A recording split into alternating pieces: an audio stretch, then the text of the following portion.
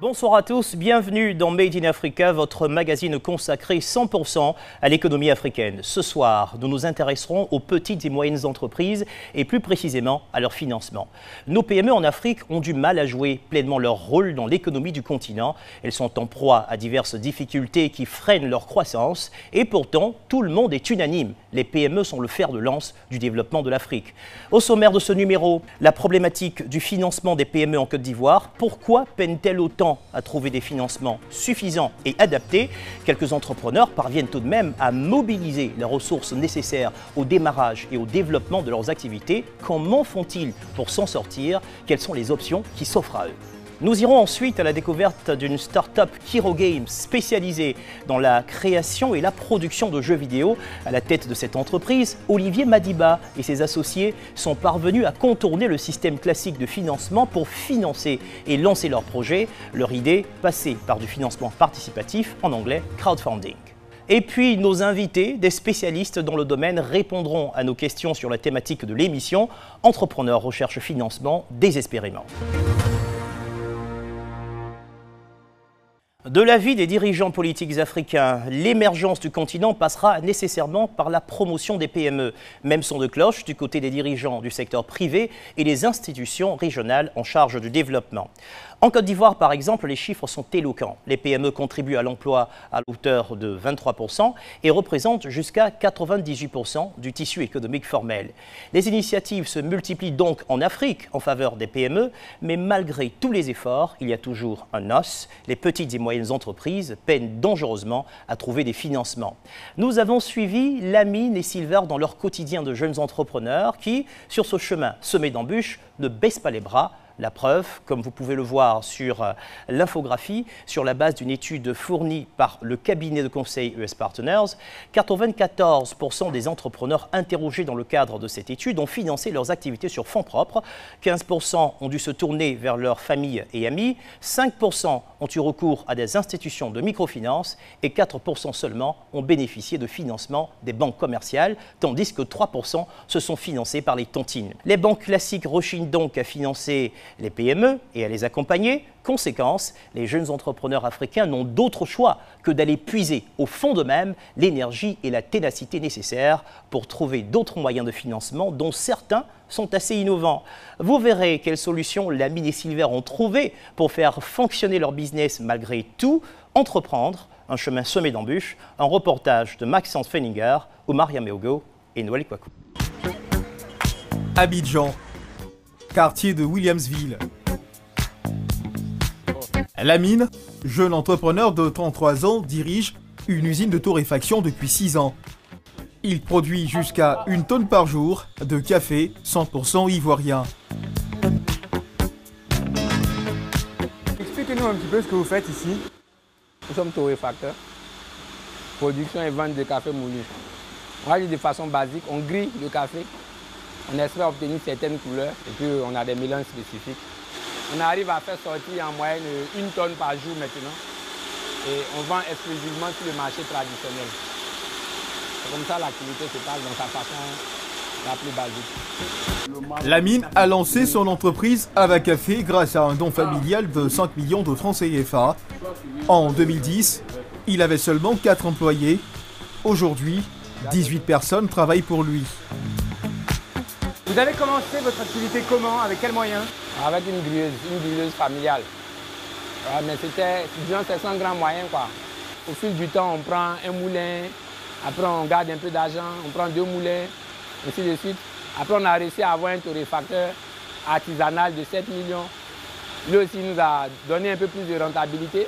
On est passé à celui de plus de 20 millions. Donc au fil du temps, on s'est rééquipé et puis on a pris un véhicule, 2 véhicules, 3 véhicules. L'usine prend forme. Pour financer son activité et la développer, Lamine participe depuis 6 ans à des concours de jeunes entrepreneurs africains. Il en a déjà remporté 9. Celui-là, ça a été le premier.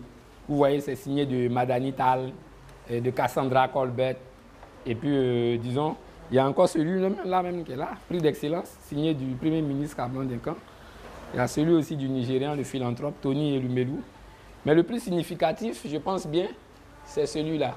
En architecture, c'est le plus petit, mais c'est le grand prix de la CGCI. C'est quoi la somme totale des montants que vous avez gagnés grâce à ces prix? On peut faire l'addition ensemble, hein.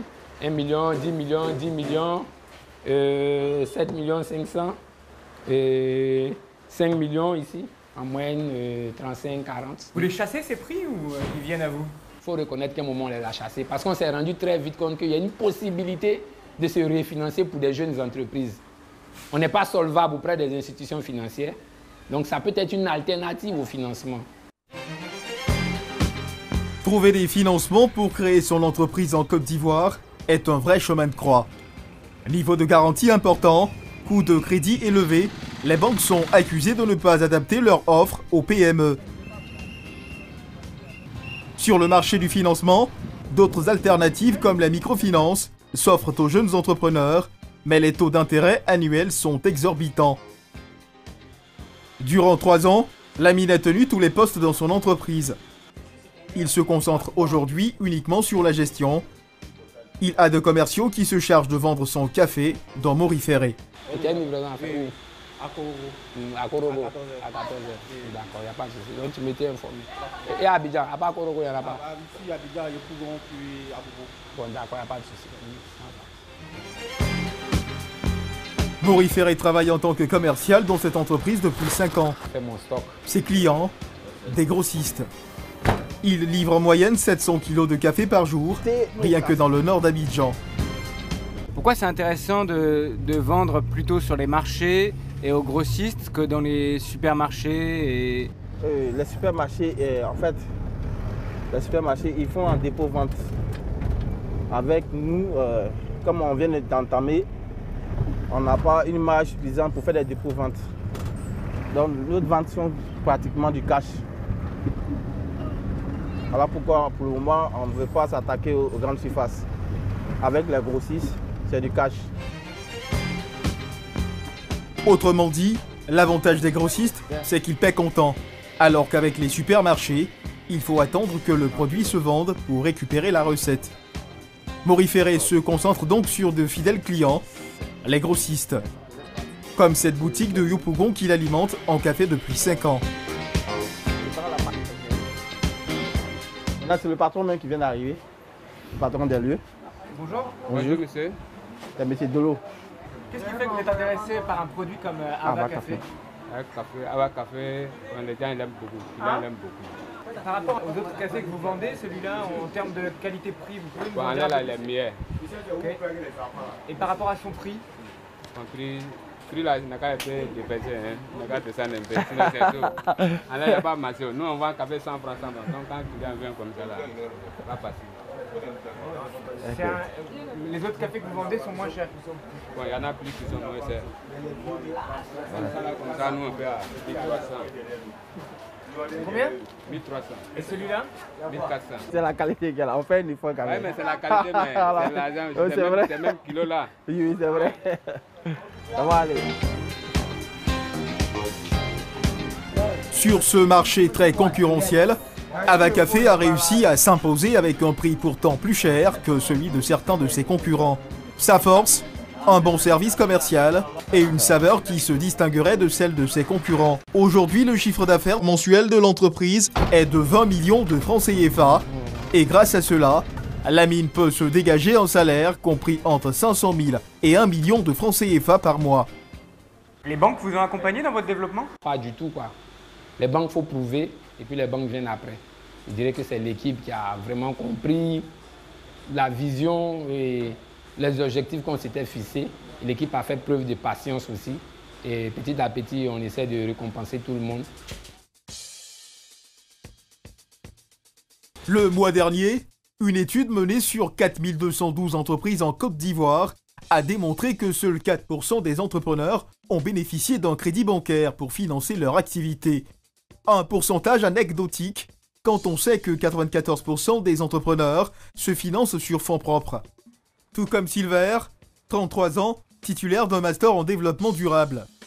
Il vient de créer une entreprise de recyclage de déchets. La mine fait partie de ses soutiens. C'est bon? Oui, 5 sacs, c'est bon. Aujourd'hui, on va se contenter de 500 kilos. On reviendra dans une semaine comme d'habitude pour récupérer encore le reste. Ce qui est sûr, c'est la collaboration. Nous, on a besoin de vous et on est tout aussi heureux que ça puisse vous servir au lieu d'aller polluer la nature gratuitement. Lamine, pourquoi vous donnez vos déchets gratuitement à Silver? Mais s'il peut valoriser ces déchets-là, c'est mieux que les jeter, moi je pense. Et puis, on les utilise pour faire du compost. Donc, pour servir à l'agriculture, qui est principalement le secteur qui cale réellement avec notre réalité africaine, quoi. Pourquoi vous ne lui vendez pas, par exemple? On préfère participer de façon circulaire à l'économie du pays. Ça n'avait aucune valeur marchande. Et nous, on pense qu'il ne faut pas totalement chercher l'argent, quoi. On emmagasine moins de déchets, le flux est un peu plus intéressant. Silver, c'est intéressant d'avoir une matière première gratuite. Oui, dans tous les cas, ces déchets, ils ne pouvaient pas les vendre. Voilà. Mais seulement maintenant, ils décident de rentrer dans une forme de responsabilité en mettant ces déchets à profit. Voilà. Et ils ne se limitent pas seulement à travers les déchets de la fabrication. Il nous a introduit aussi dans sa chaîne au niveau des déchets issus de la consommation, le mar de café, avec qui il nous a mis en contact avec un ensemble de kiosques qui sont ses clients. Et nous récupérons aussi ces mar de café là qui est aussi une matière très importante pour nous. Bon, tu t'en sors, ouais. Pour transporter les déchets, Silver n'a pas de véhicule. C'est donc la mine qui lui prête gracieusement sa camionnette. Silver s'est lancé dans la production d'engrais biologiques grâce aux déchets qu'il récupère gratuitement dans les entreprises. Un engrais composé de matières naturelles, sans danger pour l'homme et qui respecte l'environnement. Il serait le seul entrepreneur ivoirien à produire ce type d'engrais. Silver, à quoi ils vont servir ces déchets de café que vous ramenez? Bon, ça c'est ce qu'on appelle le mar de café. Lui, c'est le déchet issu de la consommation du café. C'est le déchet final du café en fait. Lui aussi, il contient des substances qui enrichissent le produit final. Pour fabriquer cet engrais naturel, Silver récupère toutes sortes de déchets alimentaires non consommables. Son espace de travail lui est prêté par la mairie de Yopougon. Mais il a une capacité de production maximale de 250 tonnes d'engrais par an. Notre finalité, ce n'est pas de faire du compostage ou bien de fabriquer de l'engrais de façon artisanale. Voilà, on a un projet moderne, mais c'est faute de moyens que nous commençons par cette démarche-là. Stockés dans des box, les déchets alimentaires vont maturer durant 2 à 3 mois. Une fois tamisés, ils se transformeront en engrais biologiques. Une tonne de déchets devient alors 500 kg d'engrais. Un sac de 22 kg se vend 10 000 francs CFA. On les vend aux entreprises agricoles, on les vend aussi aux coopératives agricoles, aux agriculteurs eux-mêmes, on les vend aussi aux professionnels du potager et à toute autre personne qui a le souhait d'enrichir son jardin à base de produits naturels. Vous en vendez combien en moyenne par mois? Chaque semaine, on a des livraisons. Cette semaine qui vient de finir, là, par exemple, nous avons fait une livraison de 250 000 francs. La semaine d'avant, on a fait pour 200 000 francs. Et la semaine d'avant, qui était la première semaine de maturation, on a fait pour 150 000 francs. Donc, par calcul, ici, on calcule 250 plus 150 plus 100 000 francs. On a pratiquement à 500 000 francs de vente. La matière première est gratuite, le transport est tout le temps gratuit. On met à disposition des véhicules. La matière première est certes gratuite, mais le transport est, on peut dire, gratuit en partie pour certains partenaires. Sinon, je vous ai expliqué le cas tout à l'heure du mar de café avec lequel nous travaillons. Et ça, nous louons des véhicules avec qui aussi nous signons des contrats, bien entendu rémunérés, où nous effectuons la ronde.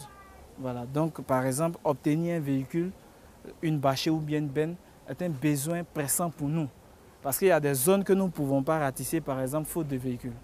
Voilà. Où la demande est, par exemple, à Bobo, il y a 1 tonne de mar de café qui nous attend depuis pratiquement une semaine. Mais comme nous sommes engagés avec des partenaires qui sont à la périphérie ici, en ayant le coût, en voyant le coût, on est obligé de les ratisser d'abord. Louer un camion, ça coûte cher? Oui, ça coûte exagérément cher. Parce qu'un voyage peut te tourner aux alentours de 10 000 francs. Et pourquoi vous n'essayez pas d'avoir votre propre véhicule? C'est notre démarche actuelle. c'est notre démarche actuelle, c'est un besoin pressant pour nous. Voilà. Obtenir un véhicule, parce qu'en obtenant un véhicule, non seulement ça va nous faciliter la tâche pour la récupération de nos intrants, mais aussi pour la livraison de nos produits. Un business avantageux pour les entreprises qui cherchent à se débarrasser de leurs déchets et pour Silver qui valorise un produit encombrant. Ce mois-ci, il a fait un bénéfice de 500 000 francs CFA. Ce soir, Silver doit convaincre un nouveau client d'utiliser sur le long terme son engrais biologique. Il lui livre une première commande de 220 kg. Il vend son engrais au même prix que les engrais chimiques. Comme prévu, je viens là avec ta commande. Tu as souhaité avoir 10 sacs de 22 kg pour faire un test d'abord. Je pense que tes frais de l'autre côté seront satisfaits, comme l'ont été nos premiers clients, et que ta prochaine commande ne sera pas une histoire de centaines de kilos, mais on parlera plutôt de tonnes. Bon Albert, on va vérifier et puis on va passer à la transaction 1, 2, 3, 4, 5, 6, 7, 8, 9, 10. Voilà, faites 10 sacs. Ok. Ok. C'est bon? Ouais, merci. Okay. Merci bien. C'est bon, compte font les bonnes affaires. Ouais, c'est ça. On espère te revoir très bientôt. Il n'y a pas de boulot. Ok. 10 sacs de 22 kg par rapport à une ville comme Abidjan qui produit beaucoup de déchets et des besoins en agriculture, c'est une quantité relativement négligeable, non? Non, on ne pourrait pas dire forcément négligeable parce qu'en l'espace d'une semaine, nous avons vendu à peu près 600 kg. On ne pourrait pas parler de négligeable. On va atteindre la vitesse de croisière au fur et à mesure que le produit sera connu. Et en termes de finances, comment vous comptez augmenter votre capacité de production?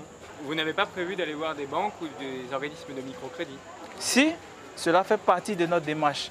Parce que dans la recherche de fonds, nous ne mettrons pas à part certaines démarches et privilégier d'autres démarches.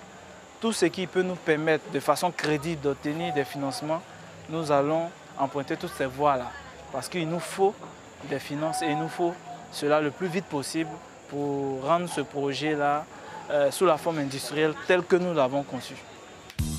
Silver vient de vendre pour 100 000 francs CFA d'engrais. Sur le marché ivoirien de l'engrais naturel, ses concurrents sont des entreprises européennes. Des concurrents de poids. Il cherche donc à augmenter sa capacité de production. Pour cela, il a besoin de 95 millions de francs CFA. La partie ne s'annonce pas facile. L'une des nombreuses conditions pour obtenir un prêt, justifié de minimum 2 ans d'activité. Or, Silver n'a qu'un mois d'ancienneté dans le business de l'engrais biologique. Le manque de flexibilité des banques profite aux organismes de microcrédit. En 2010, une de ces institutions financières a ouvert ses portes à Abidjan.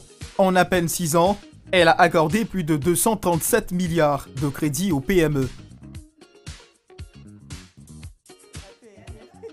Aimé est un familier des institutions de microfinance. Il en est à son 3e prêt. Aujourd'hui, il a rendez-vous pour obtenir un prêt d'un peu plus d'1 300 000 francs CFA. Ces démarches ont commencé il y a tout juste 2 semaines. Vous êtes venu pour la signature? Oui, pour le contrat. Sur combien de mois il a eu le crédit? C'est sur une année. Une année, ok. Attendez, je vérifie. Oui, c'est sur 12 mois qu'on vous a accordé le crédit. C'est ça, c'est bon. C'est la première fois? Non, c'est la 3e fois. C'est la 3e fois. Ah, dis donc. Et ça vous aide à développer votre activité? Oui, à pérenniser aussi l'activité existante. Et maintenant, à pouvoir me lancer dans des prévisions pour développer une activité encore un peu plus grande, plus importante. Okay. À quelles conditions vous avez obtenu ce prêt en termes de taux d'intérêt et de remboursement? Je ne vais pas dire de bêtises, je n'ai pas le dossier en face de moi, donc j'ai vraiment pas le calcul en tête. Mais bon, je pense que les plus à même de répondre à cette question. Vous avez contracté un prêt, mais vous ne connaissez pas le taux d'intérêt? Bon, je sais que ça tourne autour de 1,7% le mois. 1,7% le mois, ça fait combien à l'année? Annuel qui tourne autour de 20%. 20% pour un crédit, c'est élevé, non? C'est pas élevé, c'est parce que c'est sur du court terme. Et généralement, quand on dit par exemple 1 300 000 sur 12 mois, c'est pas aussi énorme puisque les 1 300 000 sur 12 mois, Voici ce qu'il rembourse. Chaque mois, il paye une échéance de 123 799 francs. Donc il va rembourser en tout 1 485 593 francs. Un taux d'intérêt de 20%, ça vous rebute pas? Non, connaissant la nature de mon activité, et comme elle a si bien dit, c'est du court terme. Quand je regarde les résultats en termes de rentabilité, je rentre parfaitement dans la fourchette. Et où trouver cet argent si ce n'est ici? Vous avez essayé auprès de structures bancaires classiques? Pour les structures bancaires classiques, la démarche administrative est vraiment lourde. Et c'est vraiment dans le temps. Ici, votre dossier est analysé en une semaine. Je veux dire, vous savez automatiquement si le crédit est accordé ou pas. En termes de garantie, qu'est-ce que vous pratiquez? En termes de garantie, on prend déjà l'aval. L'aval de la personne morale. Qu'est-ce que vous acceptez d'autre en garantie? Des biens également? On prend des biens, voitures, terrains, maisons, immeubles. Voilà. En quoi vous êtes différent d'une structure bancaire classique? Les structures bancaires classiques s'occupent plutôt des personnes qui ont des fonctionnaires, des personnes qui ont des comptes. Nous, par contre, on s'occupe des petits commerçants, des personnes qui sont exclues du système financier traditionnel. Des personnes qui, en temps normal, ne pourront même pas avoir 500 000 francs de crédit dans une banque. Nous, on s'occupe d'eux, on leur accorde des crédits, on les accompagne, on les aide à développer leur activité. En apparence, ces institutions de microfinance semblent moins regardantes que les banques pour accorder des prêts. Et pour cause, leur taux de crédit est en moyenne de 5 à 8 points plus élevé qu'une banque traditionnelle. De plus, les prêts accordés sont sur du court terme. Conclusion, les mensualités de remboursement sont faramineuses. Un risque important quand on démarre un business. Nous retrouvons Lamine, chez lui, sur son 31. Il doit se rendre dans un hôtel 5 étoiles de la capitale pour recevoir un nouveau prix. Et pas des moindres. Ici, parmi les lauréats. Ouais. 200 candidats ont présenté leur dossier pour ce prix de la francophonie. Seuls 35 ont été retenus, dont Lamine. La deuxième place revient à M. Bakayoko Mohamed Ali.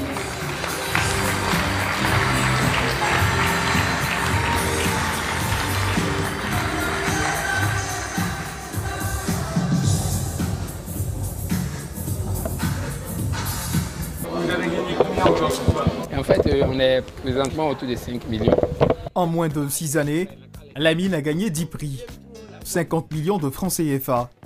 De quoi faire évoluer son entreprise et épargner 25 millions. Cette épargne lui a ouvert les portes d'une grande banque européenne, la BCC.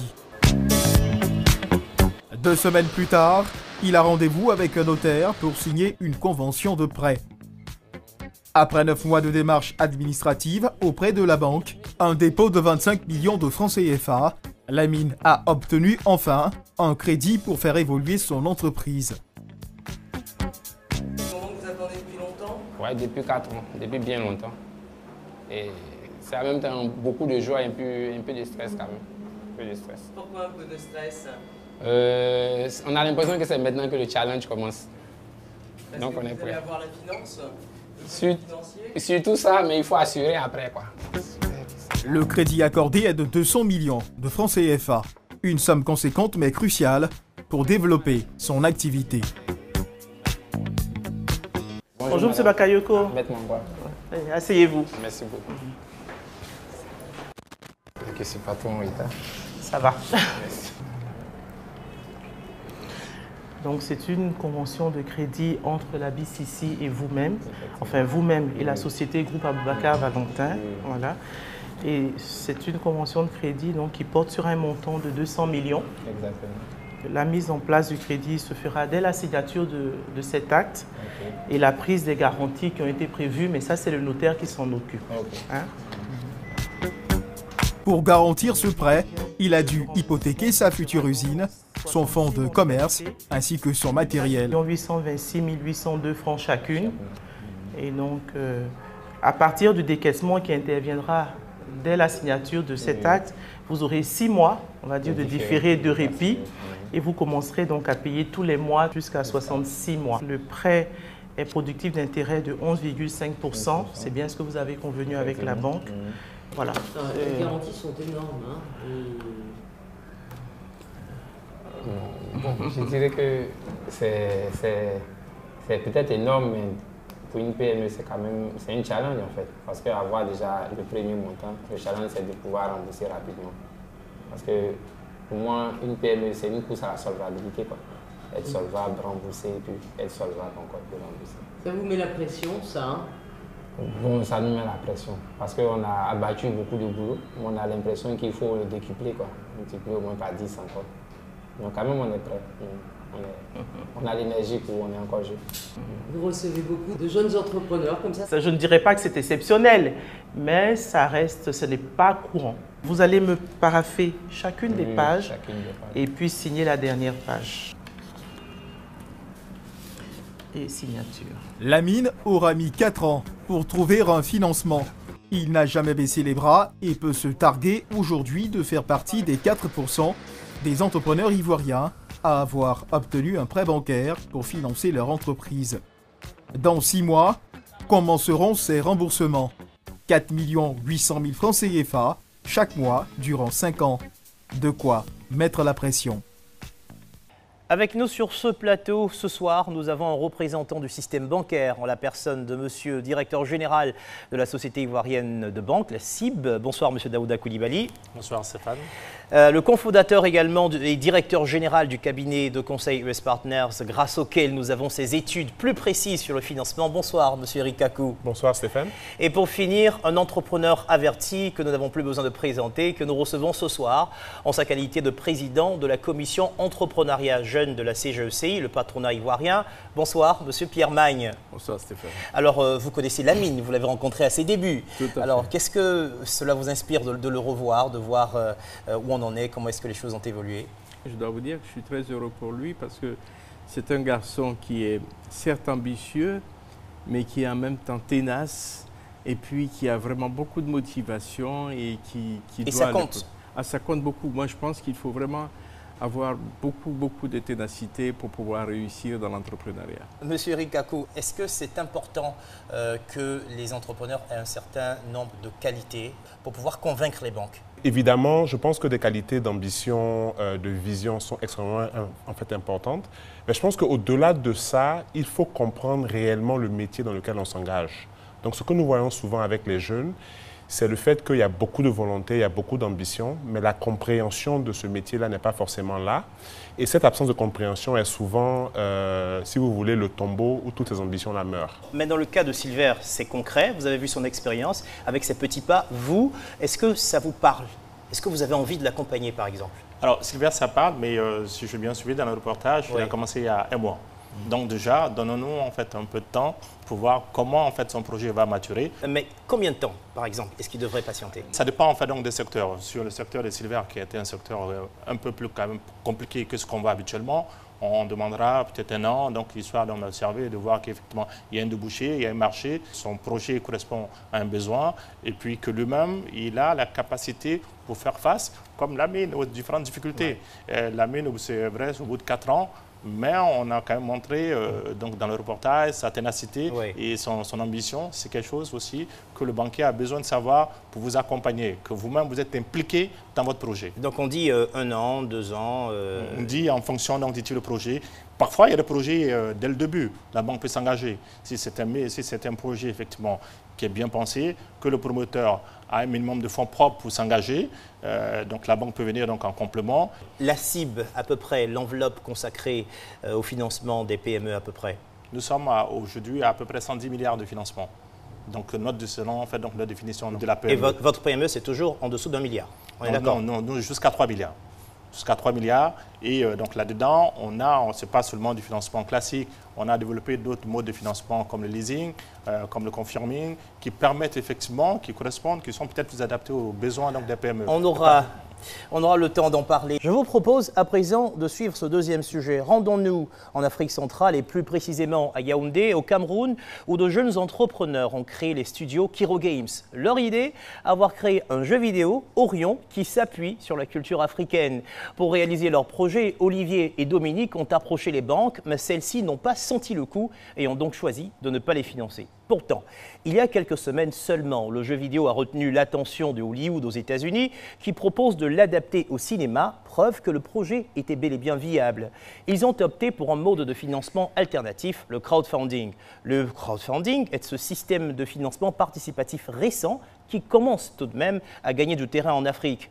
Les financements réalisés sur le continent grâce au crowdfunding ont atteint 16,3 milliards de francs CFA en 2015.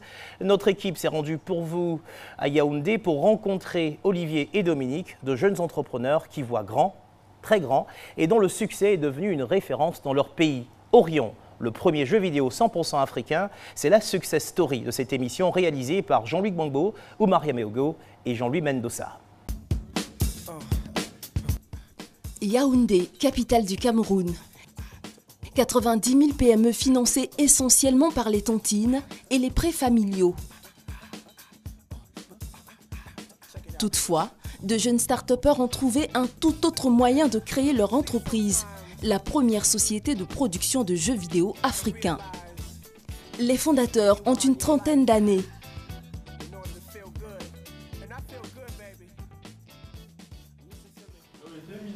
Wow, c'est toi qui as fait ça? Oui, c'est le jeune Didier. Il a du potentiel. C'est bien, c'est moi qui ai formé Georges qui est là-bas. Hein. Olivier, ingénieur informaticien, assure la gestion de l'entreprise. Dominique, infographe de formation, est le créatif de la boîte. Là, c'est, on va dire, le centre de contrôle, le centre de création du jeu, de la créa des jeux. Donc là, c'est un peu le pôle artistique complet. Il y en a qui sont en déplacement. Et là, c'est les programmeurs. Là où c'est très calme, là au coin, c'est les programmeurs. 18 personnes travaillent dans cette entreprise. Les fondateurs ne manquent pas d'assurance. Alors quand ils parlent de leur jeu, c'est tout un art. Nouvel ami. Dans les points de vente, on s'est rendu compte qu'il fallait que le jeu soit présenté de façon un peu plus, on va dire, sexy, attractive, voilà, c'était le mot. Donc on est allé commander des présentoirs pour que les gens puissent prendre le jeu et tout ça. Donc voilà un peu à quoi ressemble le présentoir. Il y a beaucoup d'analogies à la réflexion actuelle de la génération africaine actuelle sur notre place en effet dans le monde qui change avec le fait de rester proche de nos racines, mais de s'adapter aux, on va dire, conflits géopolitiques, tout ça auquel on est mêlé, qu'on le veuille ou non. Hein. Donc, le jeu parle beaucoup de ça, de façon imagée, mais beaucoup. Donc, les Africains qui le finissent, en général, nous écrivent toujours pour dire « Waouh, merci ». En fait, c'est clairement un chemin initiatique sur le chemin du leader intérieur, en fait. C'est ça l'histoire. Voilà. Mais quel est donc ce jeu qui a une portée si philosophique ? Lancé en avril 2016, le jeu Orion est un jeu d'aventure mettant en scène des personnages africains confrontés à des réalités locales. Sa force, c'est qu'il séduit en Afrique, mais aussi en Chine, en Corée, en France et même aux États-Unis. Aujourd'hui, le jeu comptabilise 4500 joueurs dans le monde. Pour lancer cette start-up, Olivier et ses associés ont effectué une levée de fonds grâce au financement participatif. En août 2014, je crois qu'on a sorti une des premières vidéos du jeu qui a eu un très bon écho et les gens sont encore dit qu'ils voulaient investir et voilà. Donc voilà notre Instagram et on a bouclé la levée en avril 2015. Donc on a fini clôturé en avril 2015. À ce niveau même, les gens nous agressaient presque pour qu'on prenne leur argent d'ailleurs. Donc ici, ça montre un peu comment la levée de fonds a eu lieu. Avril-mai 2015, on a atteint les 120 millions voulus. Ils sont les premiers Camerounais à utiliser ce système. Alors, comment fonctionne le crowdfunding? Pour commencer, il faut poster sur un site spécialisé en la matière son projet d'entreprise et déterminer la somme dont on a besoin. Les internautes séduits par le projet peuvent alors apporter leur contribution sous forme de dons, de prêts ou de prise de participation dans la société. La société Kiro Games appartient désormais à 43% d'actionnaires virtuels. En 2 ans, ces jeunes start-upers ont réussi à lever 120 millions de francs CFA grâce à plus de 1000 donateurs et 88 actionnaires.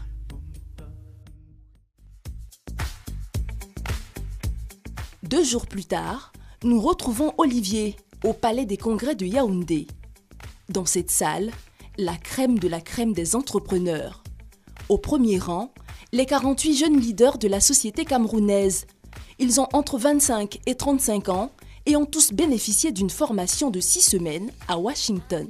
Chaque année, le gouvernement américain sélectionne 1000 jeunes leaders africains prometteurs ou établis et on fait 6 semaines de formation aux États-Unis en leadership et professionnel pour renforcer nos capacités et venir transmettre à d'autres jeunes sur le continent.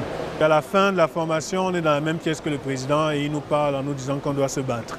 On lui serre la main aussi. Oui, lui il a serré la main par contre. Voilà un des vénards qui a eu... Et j'ai touché sa main après, donc en relation. Ça fait quoi de serrer la main du président américain quand on est... En fait, ça inspire toute la jeunesse. Ça te donne l'envie de vouloir travailler au maximum et te dire qu'on peut bien réussir, même si on est jeune.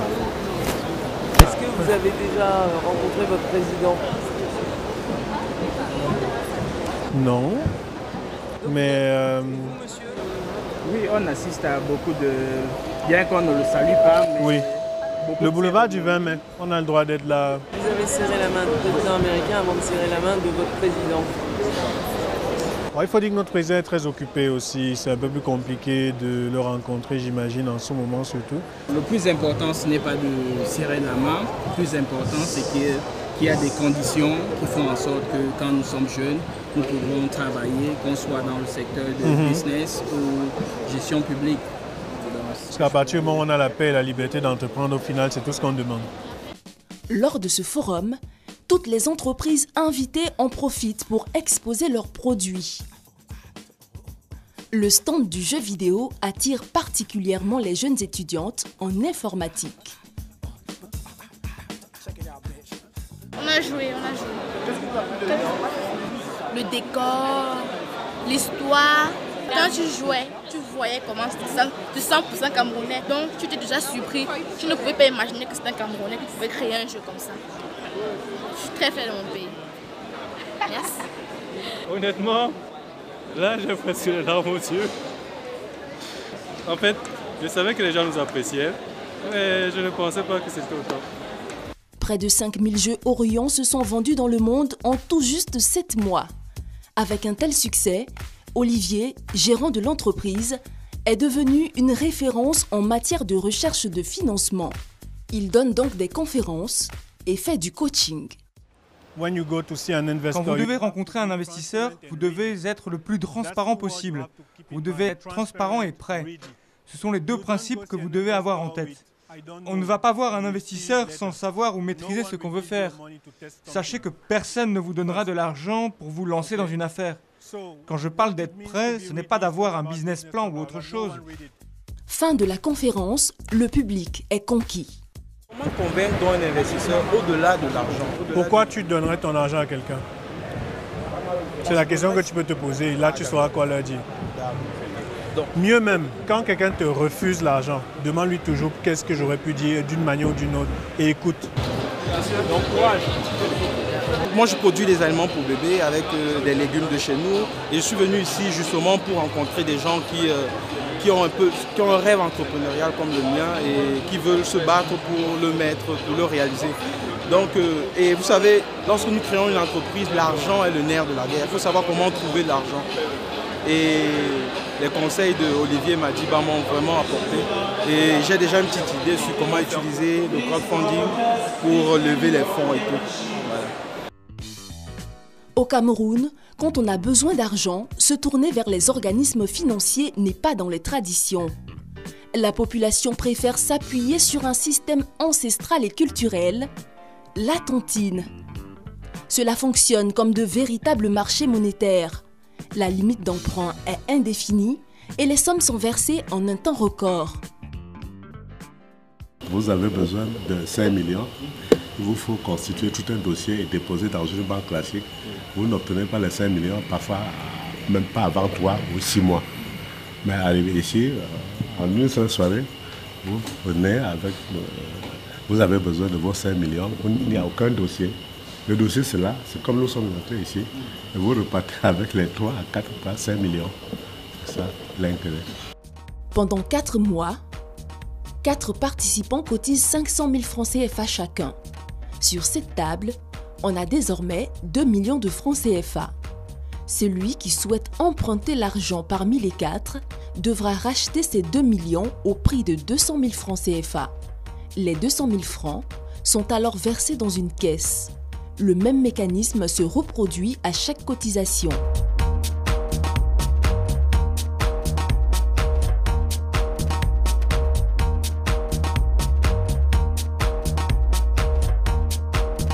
À la fin du cycle, la somme collectée dans le cadre des rachats est redistribuée aux 4 participants et prêteurs.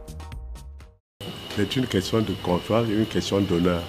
Vous êtes membre, vous vous engagez à adhérer à une tontine. Des gens de bonne moralité, voilà. comment donner Vous vous organisez pour ne pas être défaillant, pour que votre quote-part soit là le jour de la tontine. Tous les 10 du mois, les membres de cette communauté se réunissent dans cette maison. Une trentaine de personnes cotisant chacun 300 000 francs CFA. Les tontines ont leurs propres règles, leurs propres intérêts. Elles échappent totalement au système financier classique. J'ai une liste de 28 cotisants. Les 28 cotisants doivent déposer de l'argent. Personne ne doit venir ici nous dire qu'il est tombé malade. Nous disons la tontine ne tombe pas malade. La tontine ne voyage pas. Ces membres sont des hommes d'affaires et des cadres d'entreprise qui ont choisi ce système d'épargne pour sa flexibilité. Dans ce groupe, 8 400 000 francs CFA sont cotisés chaque mois.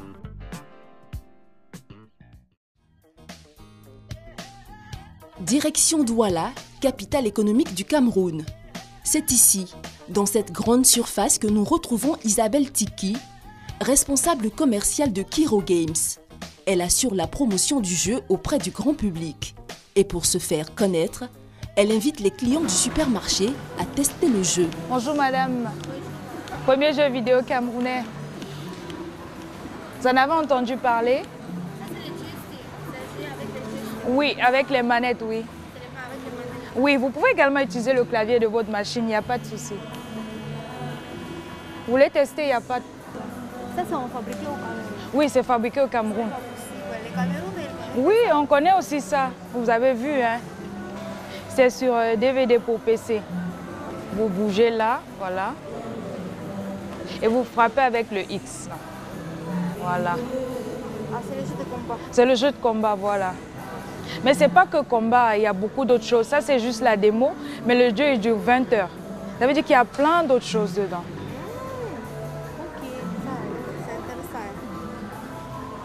Vous êtes intéressé? Oui. D'accord. D'accord, ok. Il n'y a pas de quoi. Donc le DVD, il a 10 000 francs, 9 900. Vous avez vu, non? Voilà. C'est ça, oui. Ok, donc à la prochaine alors. Un emplacement stratégique dans le supermarché. Placé à l'entrée, Orion est aux côtés des jeux vidéo des plus grandes marques internationales. Mais une différence majeure existe entre les grandes firmes de production des jeux vidéo. Le prix. Orion est beaucoup moins cher. Ce prix-là, il est à la portée du Camerounais moyen, de l'Africain moyen. Comment vous faites pour être aussi moins cher? Comme notre objectif déjà, comme je disais, c'est de briser ces barrières qu'il y a autour du jeu vidéo. Parce qu'il y a des parents ici qui vous diront non, ça empêche l'enfant d'étudier. Non. Le but ici, c'est de mettre à la portée de tout le monde, pouvoir éduquer nos cadets. Parce que déjà, comme je dis, c'est le premier... Est-ce que vous pourriez être rentable? Oui, tout à fait rentable, oui, c'est possible. Avec ce prix-là, nous savons que nous pouvons être rentables. Nous avons au moins 10 personnes par jour qui passent pour se renseigner sur les jeux. sans compter ceux qui achètent le jeu. En 2 semaines de présence, nous allons déjà vers 40 DVD vendus. Vous êtes une toute jeune PME, une start-up, avec des moyens relativement limités. Oui. Alors comment se fait votre implantation dans un si grand cadre comme ce supermarché? C'est un accompagnement de la direction qui s'est dit, tiens, voilà des jeunes qui font quelque chose, qui peut marquer leur temps. Pourquoi pas les accompagner à des, je dirais, à des coûts relativement faibles. Donc quand vous louez le stand, c'est pour aider à combien? Je ne peux pas donner le prix parce qu'il y a des concurrents qui ont payé quand même. Et comme je dis là, c'est surtout un accompagnement. Ce n'est pas vraiment en termes de prix. Mais c'est aussi la participation de la direction pour nous aider à aller de l'avant. Nous avons beaucoup d'encouragement venant des parents, des frères, qui nous disent que c'est quelque chose vraiment qui va marquer l'Afrique, quoi. Et ça, c'est déjà notre objectif, conquérir le milieu du jeu vidéo africain.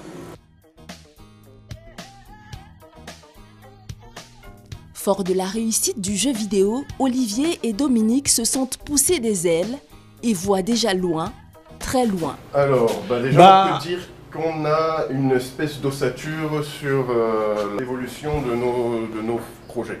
Voilà. Parce que Kiro Games n'est pas pensé que pour faire du jeu vidéo. Kiro Games est pensé pour devenir le pôle médiatique de l'entertainment en Afrique centrale. En fait. Voilà. Une espèce de Google de l'entertainment en fait. Voilà.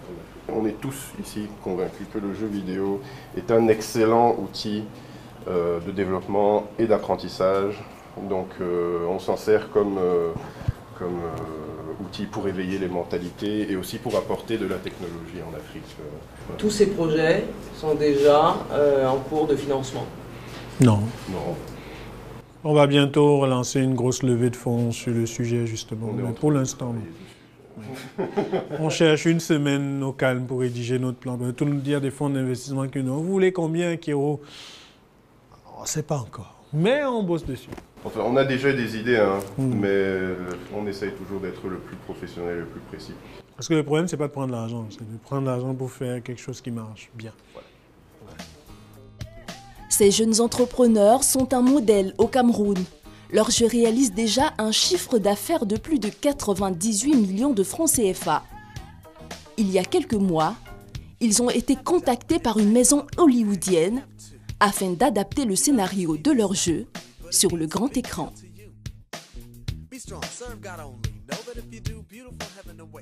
Nous sommes de retour sur ce plateau avec nos invités. Eh bien, le crowdfunding, pourquoi est-ce que ça ne prospère pas dans notre pays?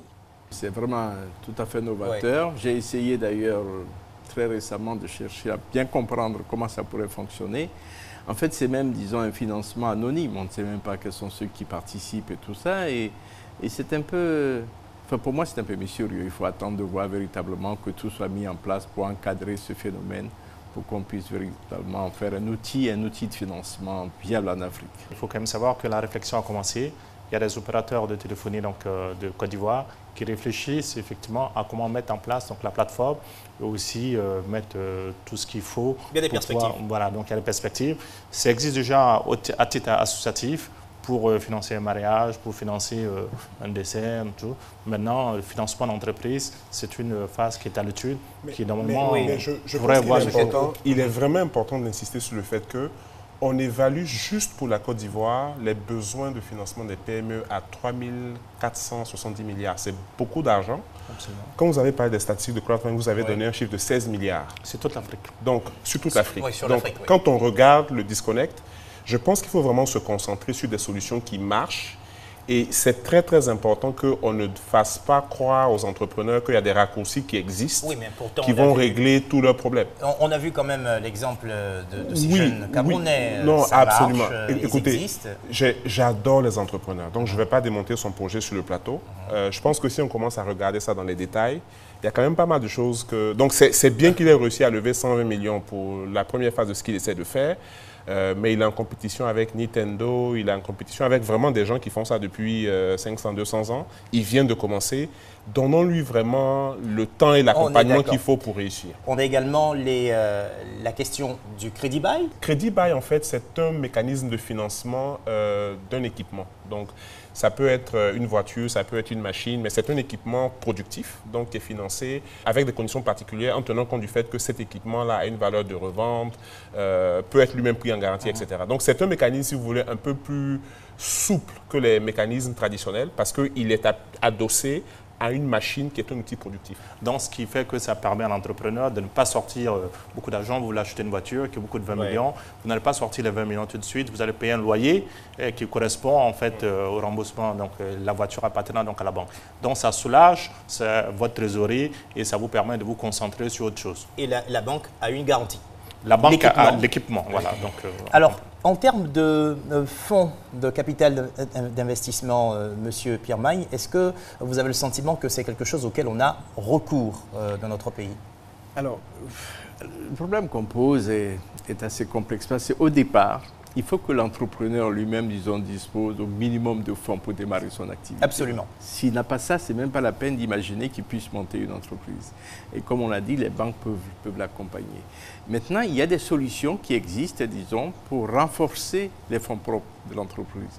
Ces solutions, ça peut être, par exemple, des banques de financement qui sont dédiées à ça. Par exemple, je pense en particulier à Coris, qui viennent au capital. Là aussi, c'est pareil, hein, ils viennent au capital et qui sortent à un moment donné du capital parce qu'ils ont accompagné l'entrepreneur. L'entrepreneur, ça a bien marché et ils peuvent, disons, envisager de sortir. Voilà. C'est le capital d'investissement dont il parle? Oui. Pas tout à fait. Disons que c'est une forme. Oui. À côté, vous avez en fait des fonds d'investissement dont le but est de prendre une participation dans le capital de l'entreprise. Donc, et moyennant cette participation-là, ce que l'investisseur s'engage aussi à faire, c'est d'accompagner l'entrepreneur, l'accompagnement dont on parle, le capital intelligent. Je pense que c'est quelque chose qui est assez important parce que mettre juste de l'argent sans accompagnement, en général, dans nos environnements, ça ne fonctionne pas. Vous êtes beaucoup sur l'accompagnement. Je suis entrepreneur et je ne serais pas où je suis sans avoir eu des mentors, sans avoir eu des personnes qui m'ont accompagné. Parce que l'aventure entrepreneuriale demande d'avoir des connaissances qu'aucun être ne peut avoir. Donc, il y a un accompagnement en termes de mentorat qui va travailler un peu la recherche de solutions, le mindset, les mentalités. Et puis, il y a un accompagnement technique où il s'agit réellement de renforcer les compétences métiers de l'entrepreneur. Et je pense qu'en l'absence de ça, on ne bâtit pas des entreprises pérennes. Et le but, ce n'est pas d'avoir des PME qu'on célèbre. Le but, c'est d'avoir des PME qui fonctionnent. Alors, en termes de financement des PME, on a eu récemment le forum La Finance s'engage. Absolument. Et les entreprises, les banques notamment, et le système financier s'est engagé à hauteur de 1340 milliards. Alors, qu'est-ce qui change ? C'est des engagements, c'est nouveau. Pourquoi est-ce que ça change? Est-ce que c'est parce que les institutions se sont engagées que les entrepreneurs seront plus qualifiés à les capter? Écoutez, je pense que c'est un premier pas, parce que je pense qu'aujourd'hui, en fait, on fonctionnait jusqu'à présent dans une sorte de boîte noire. On ne sait pas vraiment ce qui se passe. Tout le monde, en fait, blâme les banques. Les banques disent, mais ce n'est pas de notre faute, c'est quelqu'un d'autre. Les entrepreneurs, donc finalement, les entrepreneurs ont même peur, parce que dans l'analyse qu'on a faite, on s'est rendu compte que la majorité des entrepreneurs ne font même pas la démarche d'aller vers la banque. Oui, effectivement, 71% n'allaient même pas vers les banques et 29% allaient vers les banques. Les banques seules, malgré la bonne volonté, il n'y arriveront plus jamais. Il reste quoi? Donc, il faut en fait que les banques effectivement se soient engagées. Oui. Il faut que l'État s'engage, comme dans certains pays. Il y a des fonds de garantie, il y a des banques d'investissement, il y a des fonds de financement pour les jeunes talents. Donc ça aussi, il faut que l'État s'engage en mettant en place... On va écouter tout à l'heure. Il y a la CGC en fait, donc, qui réfléchit à mettre en place un fonds de garantie. C'est aussi un accompagnement. Il y a la Banque centrale, dont vous en parlez, qui vient donc effectivement de mettre en place un dispositif pour accompagner les PME. C'est tout cet environnement. Il faut que la justice aussi joue son rôle. Quand une banque donne un crédit, quand elle a une garantie pour les essais, il faut qu'elle puisse le faire dans les délais. La BCAO qui relève les taux après la finance s'engage, justement, les taux de la BCAO auxquels les banques empruntent sont montés de 3,5 à 4,5%. Est-ce que ça correspond à un risque pour le financement des PME et pour les engagements que les banques ont pris au niveau de la finance s'engage? Alors, un risque, non. Je veux dire, ce n'est pas vraiment un risque. Tout au plus, on peut le répercuter sur le prix en fait, donc, du crédit. Donc, parce que, effectivement... Bon, déjà, on se plaint déjà que le crédit coûte cher. Oui. Le crédit coûte cher. Ça va coûter encore plus cher. Monsieur Eric Kakou ne doit pas être très heureux, hein, parce qu'il souhaite que ça se passe. Le crédit coûte cher, c'est relatif. Après, derrière, il ne faut pas se comparer au taux qu'on a en Europe. Aujourd'hui, vous, Monsieur Stéphane, si vous allez à la banque, vous voulez faire un DAT, vous allez en fait demander un certain taux qui correspond donc au taux de marché. Le compte épargne en Côte d'Ivoire, je signale qu'il est à 3,5. En Europe, le livret est en dessous de 1 maintenant. Donc, il faut remettre les choses en perspective. Monsieur Magne, est-ce que vous avez le sentiment que les choses évoluent? Est-ce que vous êtes rassuré? Parce que vous, déjà, vous vous engagez auprès de l'entrepreneuriat jeune au sein de la CGC. Vous observez le marché des affaires en Côte d'Ivoire depuis des années. Est-ce que vous avez le sentiment qu'en termes de financement des PME, les choses avancent? Oui, alors, je dois dire que déjà, ce forum qui vient de s'organiser sur la finance s'engage, est quelque chose d'exceptionnel. Et je dois dire que c'est quand même important une fois de voir les banques dire on a de l'argent pour vous. Voilà, on a mis 348 milliards, venez les chercher. C'est nouveau. Alors maintenant, c'est nouveau. Donc, il ne faut pas qu'on dise que les banques ne veulent pas prêter. Les banques ont l'argent pour prêter, ça c'est clair. Maintenant, quels sont ceux qui vont aller emprunter? Est-ce qu'ils remplissent les conditions pour emprunter? Est-ce qu'ils sont organisés pour emprunter? Alors, attention, l'entreprise, c'est une aventure. Vous allez trébucher, vous allez tomber, il faut vous relever. Moi, où je suis, voilà ce qui m'est arrivé. Et donc, ça sert en même temps de motivation pour les jeunes qui ne se leurrent pas. On ne crée pas une entreprise pour dire on va décoller. Est-ce que vous sentez que les jeunes changent lorsqu'ils sont exposés à de la motivation? Totalement, absolument. Je peux vous assurer. Moi, je crois, effectivement, pour les jeunes, ce qu'il leur faut souvent, disons, pour pouvoir avoir le crédit, c'est le problème de la caution qui est difficile au niveau de la banque. Parce que la banque, disons, il faut qu'elle s'assure que, bon, il ne va pas perdre l'argent qu'on lui a demandé de garder, parce que ce n'est pas sa banque, ce n'est pas son argent, c'est la banque des tiers qu'elle garde et tout ça. Bon, il faut que la banque puisse récupérer cet argent. Et si derrière, une institution comme la nôtre, le patronat, met en place un fonds de garantie qui dit oui, moi je rembourse s'il y a un pépin, il n'y a pas de problème. Et moi je crois plus au fonds de garantie pour accompagner les jeunes dans leur développement et dans leurs projets. Dans chacun des cas, il faut commencer par comprendre les besoins des entrepreneurs dans le pays dans lequel on opère, connaître les acteurs et sur la base de ça seulement mettre en place un programme d'accompagnement qui fonctionne. Mais encore une fois, le but, ce n'est pas d'avoir des projets, non. C'est d'avoir des entreprises viables, des entreprises qui marchent, profitables, qui vont durer dans le temps, pérennes. On va donner l'occasion au banquier de dire un dernier mot. Oui.